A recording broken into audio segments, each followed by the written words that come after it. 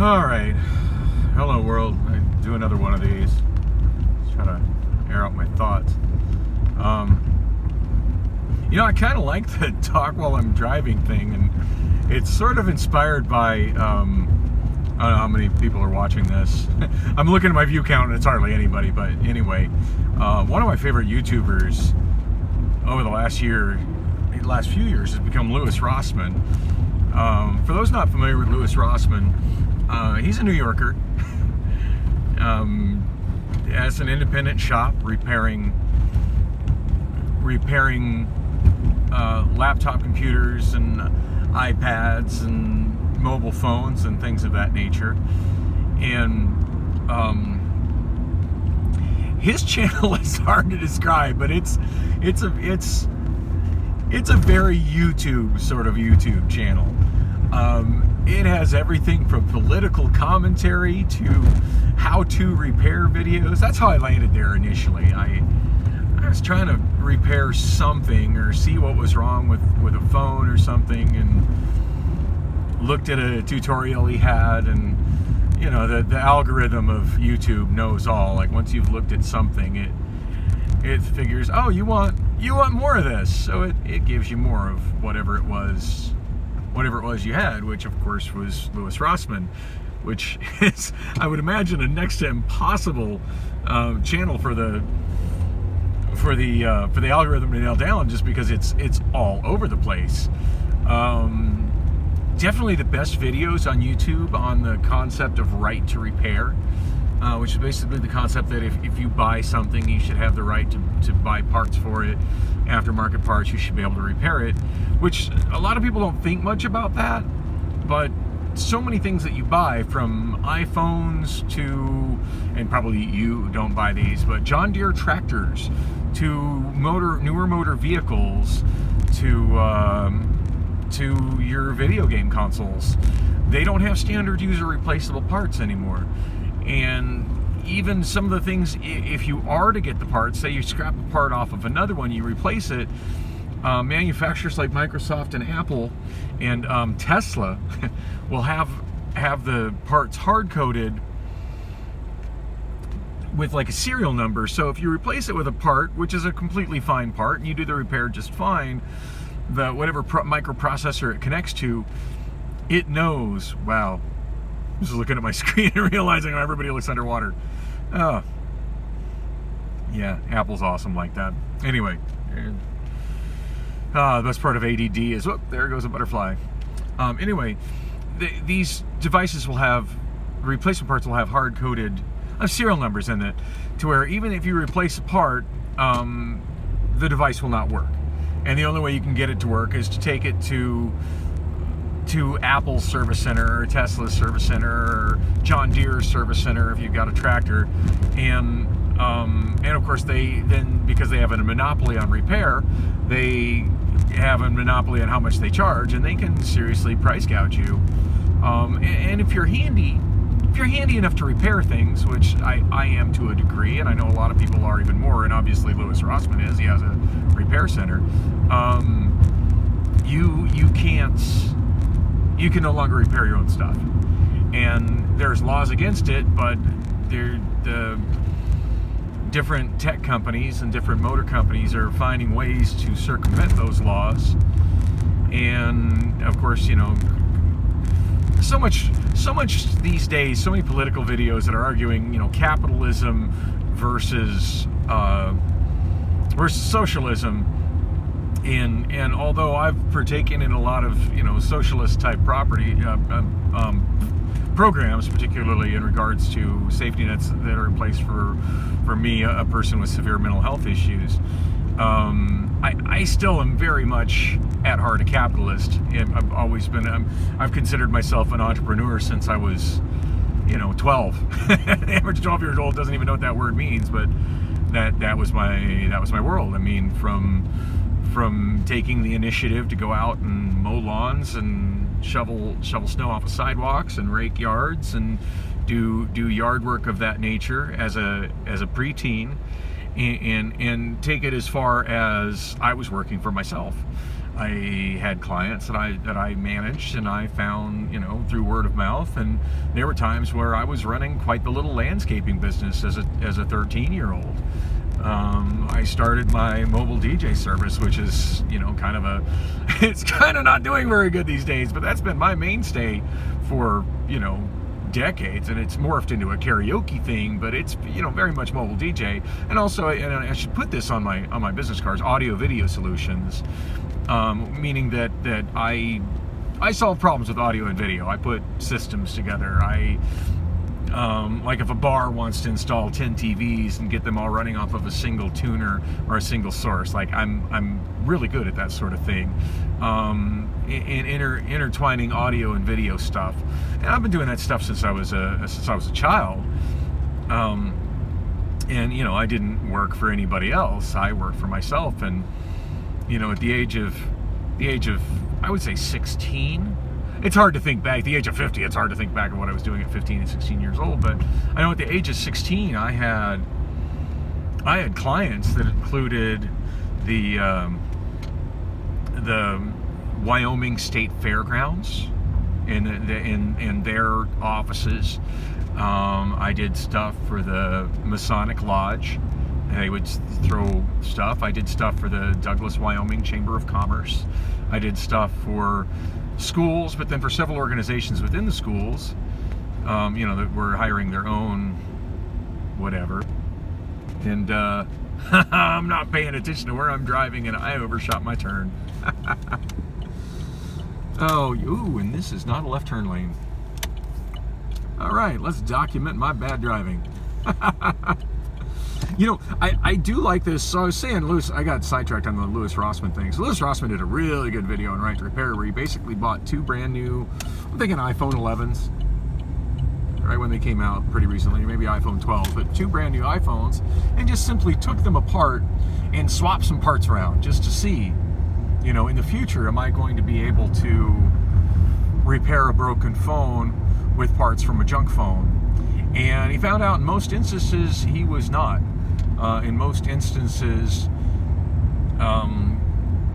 things just suddenly didn't work, and he was using exact replacement parts, exact Apple. They weren't even third-party parts; they were genuine Apple parts.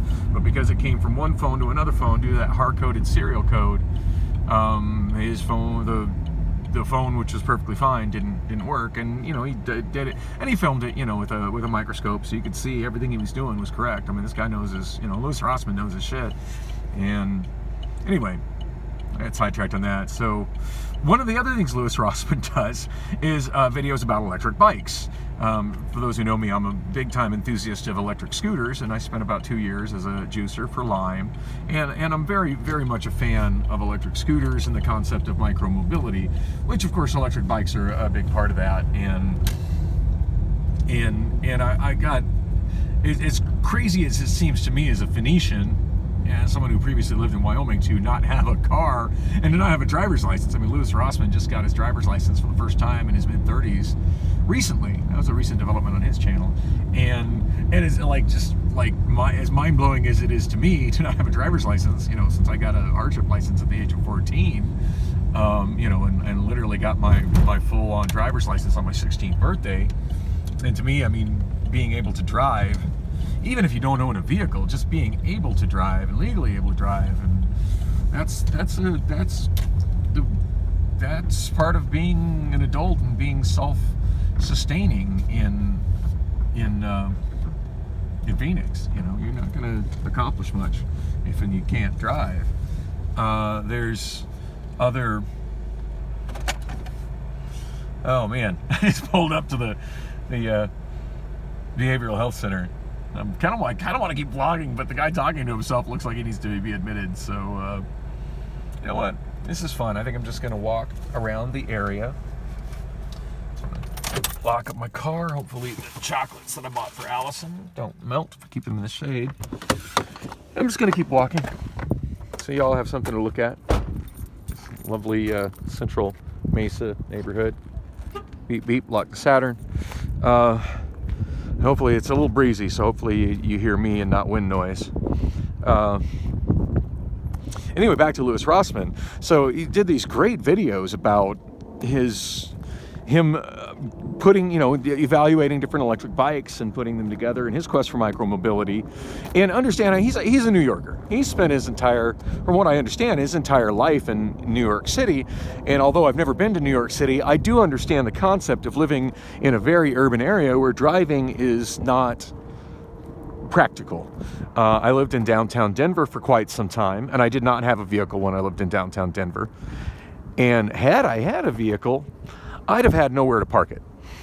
I worked at KFRR Radio, which was located in a tower. It's been a while since I've been in Denver, but it's like right in the center of downtown Denver. Oh God, I can't remember the street names. It's been too long. But basically smack center of downtown Denver. And there's nowhere to park there.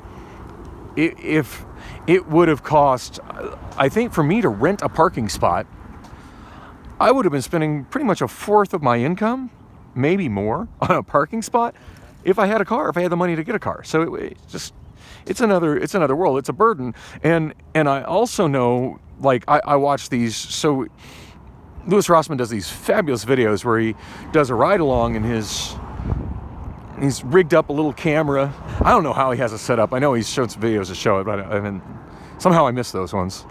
His channel puts out a lot of content, but where he's rigged it up where he can just kind of monologue like I'm doing and shoot first person video as he rides, and it's clear to see that he's zipping around traffic like nothing. He's going a lot faster than the cars stuck in traffic in Brooklyn, in Manhattan and wherever exactly. I don't know New York City that well, but I mean, he's in the heart of New York City and he's getting around quickly, a lot more quickly than he would in a car, and he's not spending the expense of parking and God knows what liability insurance must be in New York City. So, and saving the expense of owning a car and maintaining a car, and cars, having a car is expensive. I mean, I hear a lot of people say, oh God, it's impossible to afford. A lot of younger people, oh, it's impossible. We need more public transportation. It's impossible.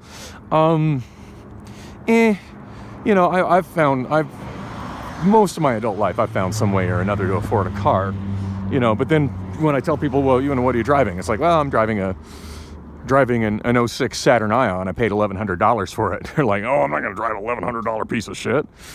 I don't know. I don't consider my car to be a piece of shit. And I don't think too many people would objectively, after seeing my car, going for a ride in my car, would view it as a piece of shit. But, you tell me you bought an $1,100 car and they're like, whoa, I couldn't do that. And granted, I mean, I do have the benefit of having a good friend that's a mechanic that helps me out as far as like not charging me up front or not charging me the full price up front on repairs and working me out with payments on repairs and does me some good deals on repairs. So yeah, I do have an advantage on that in that I've been able to, that car had some issues with it and I got those issues taken care of. But I mean, still all in, I don't know, I'm going to say maybe $2,500 made that a nice drivable car with air conditioning. That's an affordable thing, I think. I think most people with some effort, and whether that means, and picking on the millennials here, whether that means not eating avocado toast or a few less nights out, spending money on bar tabs or just things, being frugal. Dave Ramsey stuff. Big fan of Dave Ramsey as well. I watch his YouTube channel, listen to his radio show. Not following his advice and credit, that's another story entirely. But it's in my mind. I'm learning. I'm just in a different situation than what I'm trying. So anyway, yeah. So his whole concept of it's be frugal. So many people are like, oh, well, I can't afford a car. I'd have to get car payments, and you get in with car payments, and you got a car note of like $200, and beyond these days, like almost anybody will finance. They're eager to finance anybody for a car, and people are looking at payments. So what's my monthly payment? But your monthly payment is more than that. It's more than just your car note. Once you've got a new car, you need to carry full coverage insurance on that. My insurance on my Saturn, it's a little over $20 a month as long as I prepay 6 months at a time. That's not an impossible amount, and I have enough, with just on a credit card, it's less money in the interest for me to throw it on a credit card, even if I don't have the cash in my bank account to cover that. Throw it on a credit card, pay that off in 2 months for my 6 months of insurance, than to get on monthly payments for insurance. So things like that make a car affordable, and you don't have to buy a new car to have a car. And financing used cars, yeah, I've made that mistake a couple of times. For the love of God, don't ever finance a new car. I mean, I'm not the greatest person to take financial advice from, but I think other people who are a little more wise will agree with me. Don't ever finance a new car, a used car. I mean, anyway, that was not going to be the topic of this. I forget what. It's typical Dan Vlog style. I have no idea what my topic was going to be, and I got sidetracked talking about Louis Rossman, who also does cat videos. I mentioned cat videos. That's what the internet was made for, right? Porn and cat videos. He doesn't do the former, just the cat videos. But anyway, so I'm kind of enjoying these like whole ride along rock. Well, the one I did, in my car, I did actually watch that one back, and yeah, the video is pretty blurry. It's really hard to identify what streets I'm driving on, except for when I say what they are. But I couldn't read the street signs. I couldn't. Wow, I love the way this guy's blocking the sidewalk here.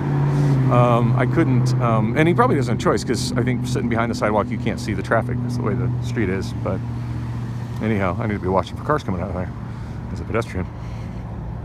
So anyway, yeah, he's doing. Oh, and there's one. Yeah, thanks for blocking the sidewalk, dude. No, he's blocking the bike lane. Fun times. Anyway, so I've been thinking about, and granted, I shouldn't be spending much money on stuff right now, considering how I'm in the untenable situation of monthly expenses greatly exceed my monthly income. But I'm thinking it might be worthwhile to get a dash cam. My friend Corey's got one that's just clips onto his rearview mirror and actually makes his rearview mirror larger. And I don't know the features on it, but I know he's shown me some pretty cool video from it. But that's something I'm kind of interested in obtaining for the oh, look, there's a bar. That's the Mesa Drummer. I dropped off a business card there and talked to a couple bartenders about karaoke. They haven't been very positive about it, but they didn't give me a straight no. They seemed like maybe interested, so who knows. I keep putting those out there, so hopefully somebody will call or email wanting to hire me to do my karaoke show at their venue. I'm now walking along a canal. I forget the name of this canal. Interestingly enough, the traffic light over there says Stadium Connector. Most of these, it's interesting because most of these pedestrian type, bike route type crossings will have the name of the canal if it's at a canal. Funny, I've lived here so long and I know the area so well.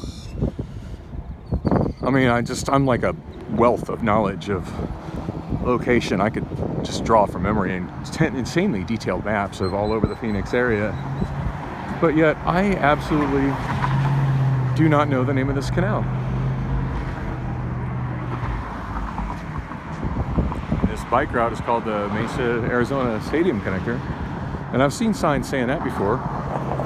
You all need to slow down. Wait. But I don't know what this canal's called. I guess they got another, just like that Urbandale. I'm remembering the name, Urbandale Park in Phoenix. I got another thing to look up in Google Maps. It seems like, what the hell is this called? Anyway, I'm rambling, and thanks for making with me almost 20 minutes. And this one's probably going to end abruptly because I've been kind of short on space and having trouble managing space on my iPhone. So I don't know if you noticed, I've had a couple of these videos that end abruptly, and that's when I run out of space on the iPhone. And then I'm done. Anyway, I was thinking it'd be fun to do these vlogs with get a get like a comparable some kind of dash cam that also has a microphone, and kind of do them in my car where I'm not doing the questionable behavior of holding my phone while I'm holding my steering wheel. I mean, I don't feel I am an unsafe driver doing that. I have absolutely no qualms with dropping the phone to maintain control of my vehicle. I've already got a couple little smash out spots on my screen, and I got a good friend that used to own he still kind of has an online cell phone store, but he owned a cell phone store for many years. Jeff of Wireless Phone Booth, and he takes care of my phone screens. Always gives me a good deal about that. And on that note, if you're in the Phoenix area and you have a cell phone that needs repaired, or a screen that needs replaced, hit me up in the comment section. I'll definitely pass you his way. The guy does fabulous work. So anyway, I've never walked along this canal. It's kind of neat. The Mesa Country Club golf course to the north.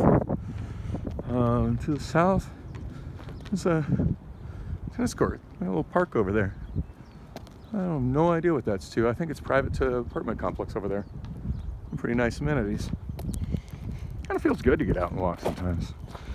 Just see stuff. It's a beautiful day in Phoenix today. It's a little on the warm side, but not bad. About 80 degrees. Nice little cool breeze going on, which might be messing up with my sound, but yeah, I guess I hear it in my ears. The sound of this video is probably like, but anyway, I'm still going. Oh yeah, it's kicking up now. So yeah, I'm thinking about getting one of those. Maybe do my vlogs as little drive-alongs in the car. So much as Louis Rossman's people get to see parts of New York that they otherwise don't get to see if they don't live in New York, y'all get to see some of the Phoenix metro area, which granted is to most people not as interesting as New York City, but it's it's a place. It's a place. So this is kind of interesting. I'm mostly killing time, so I'm not standing in front of a mental hospital doing something that makes me look like I belong in a mental hospital before bringing stuff into my daughter in a mental hospital. They're giving her so many drugs. I could go on, and it hurts my soul to even explain what's going on there, especially as somebody who's been formerly a patient there. But she's frustrated. She really wants to be listened to. I think everybody wants to be listened to. That's a pretty fair thing. And everybody's going through troubled times sometimes just really needs somebody to listen, if nothing else. And wants just some therapy. A therapist to just listen to her and kind of, give her some advice, whether she eats it or not. But more than anything, just listen. And it just seems like the state of modern psychiatry, especially when you're talking about government-funded psychiatry, and when you're talking about a hospital that's intertwined with the government and the state mental health system and the state mental health court system, that's not what they do. They don't give a shit about that. What they do is push drugs. And I don't want to sound like one of those big pharma conspiracy theorists, but hey, let's just face it, follow the money. There's no money in therapy. But there's a lot of money in selling drugs. A lot of money in selling big pharma drugs. And I'm sure there's kickbacks going on. I don't know the details. I just know it is what it is. And I know that most of my actual times that I spend talking with psychiatrists, I quickly get on the subject of, well, maybe we'll put you on a mood stabilizer. What do you think about this, this, and this? I'm like, what do I think about that? I think they're drugs, not into drugs. And I'm taking, like I said, I'm taking Depakote right now, and I feel it's helping. But I just think just having some creative outlets and seeing a therapist once a week and getting a little strange here and there is probably helping more. Anyway, so Allison's in top floor of that unit there. You see, like, there's an archway. There's an archway there. And I believe the windows to the left side are Unit 5. The ones to the right side are Unit 6, the second floor. I'm awfully curious which unit I stayed in. As memory serves, it was more or less in that same area as well. Back then it was called Desert Vista Hospital or Desert Vista Behavioral Health Center, and now it's oh shit, I forget the name. I just tipped my 20% battery warning. I forget the name. I think it's Valleywise Behavioral Health Center. And that's another thing, like these corporations, you know, this is not a government-funded hospital, and I don't know that that'd be a great thing either, but it's a private entity. There's, you know, they obviously have a bottom line that they're trying to meet. They're trying to make a profit, and their profit comes from having people in beds. So, you know, are they keeping Allison there because they need bodies in beds to get that government money coming in? I don't know, but it doesn't seem entirely unlikely. It's very frustrating. I mean, she said her lawyer had her interviewed by a private doctor, and her private doctor pretty much diagnosed her as being an angsty teenager. And she's an angsty teenager. She comes by that honestly. You know, so does angsty teenager equal whatever diagnosis? They haven't even told me what her diagnosis is, but does it equal that? And does it, that's an interesting little pocket of nothingness here. Let's explore this. Does it equal a mental disorder? Is being an angsty teenager a mental disorder? I don't think so. So does it require psychiatric medication? Again, I don't think so, but that's what's being literally forced upon her right now, and it breaks my heart. And if she was 17, I don't know, my parental rights were taken away from her. Not total parental rights, but like I wasn't given custody of her when she was 17. But hypothetically, if she was 17 and that bullshit hadn't happened, I'd have a lot more say and information as to what's going on. But with her being 18, in the eyes of Arizona, she's an adult, and she is an adult, you know. But as her father, I'm very cut off, and I get no real information. It's an interesting place to stack cinder blocks.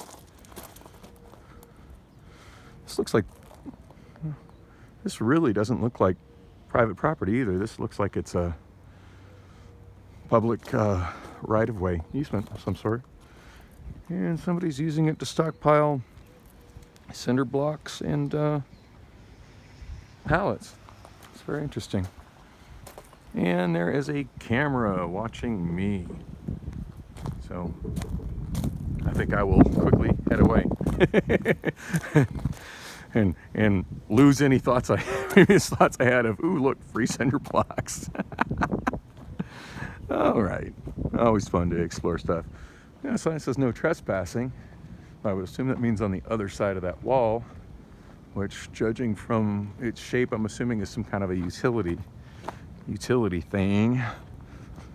I don't know what kind of utility. I would assume electric, based on the infrastructure